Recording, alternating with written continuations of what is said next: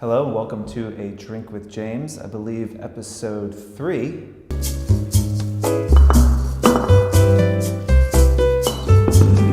This week we're a little delayed in filming because Rich and I had our birthday party on Wednesday night, and I was supposed to film on Thursday, but the thought of drinking whiskey at 2 p.m.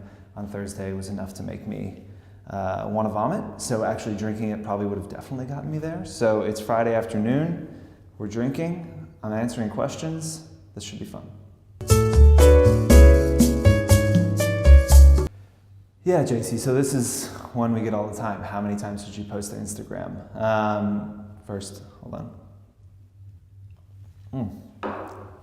Okay, so, there's this prevailing idea in startups that's just like test everything. And I think that you could take that for your own accounts as well and for your Instagram and just test it. And so take 1 week and post 1 time a day. Do another week, post 2 times a day. The next week, 3 times a day, 4 times a day, however many you want to do, however long you want to test it. And then just look at the data, look at your engagement. Go to your Fohr Card, you can see your engagement, you can see the graph of how it did, and see which one does best. So whichever week you had the best engagement or your following grew the most, stick with that. And maybe once a year or so, test it, switch it up, because as your following grows and changes, the amount of times you can post kind of changes as well. I find that people who are a little bit lower down maybe should post a little bit less. People who are a little bit bigger, they can stand to post a little bit more. But it's different for everyone, so I'd encourage testing it. Yeah, so how do you turn down brands but not turn them away is really the question. And it's tough, because one, I know you guys are getting so many emails, and a lot of them don't make sense for you, and you're not going to do them, and it feels like a waste of time.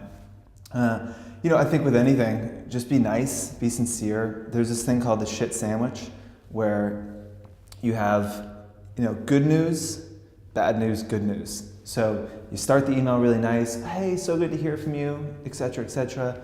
Unfortunately, at this time, we're going to have to pass, or we're not accepting collaborations in this space, whatever it might be. And then, so nice that, thanks again for reaching out and can't wait to talk to you. Hope we get to work together in the future. That's a classic shit sandwich. Good, shit, good. That's generally like a nice way to kind of think about it.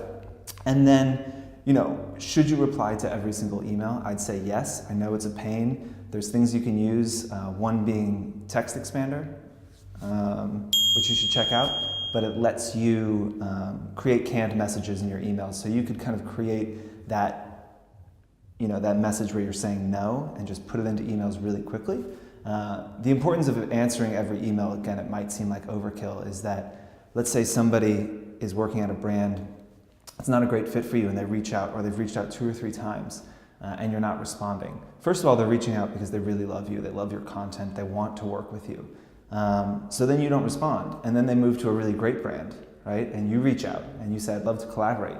But it's that same person who used to do PR for the brand that's not so good, who you ignored for years, and now you're reaching out asking for something. It's not going to work. It's a small world, it's a small community, the market is small, and I encourage you to answer those emails so you don't burn any bridges. Yeah, how do you get more visible on Fohr Card? First of all, I want to address something Allison said, which was she thought that I should be drinking the bullet with some rocks, so I'm just gonna grab one here. Oh, it's hard to move in a Tom Brown suit. How do you become more visible on Fohr Card? A question we get all the time from influencers. So fairly simply, we track everything that y'all are doing. We track growth rates, we track engagement, we track all of these things. And when we see someone with an extraordinarily high growth rate or engagement rates, we highlight those people to our community of brands. And so the easiest advice is just keep doing what you're doing, keep creating great content, focus on engagement, focus on growth, and the platform will kind of pick you up and it will find you on its own. It's the beauty of it. We have 10,000 influencers on the platform right now. So for us to know every single person would be impossible. And so we need to use technology to be smart to be able to find these people. So focus on engagement and growth and we should find you. The other thing is that we have hundreds of brands that we work with who use Fohr Card every day to find influencers for events or for collaborations or gifting, whatever it might be. And a lot of times they don't mention that they found you on Fohr Card. So sometimes it could feel like you're not getting anything from us, but if you look at the brands that we work with, they're doing stuff with the community that's just that sometimes y'all don't know it comes from us. That's just like a gift from us to you. That's free. You take that, that's fine. But keep chugging along, and I bet we'll find you eventually. Is that it? That's it. Easy. You wanna finish that and say something funny? I could try to.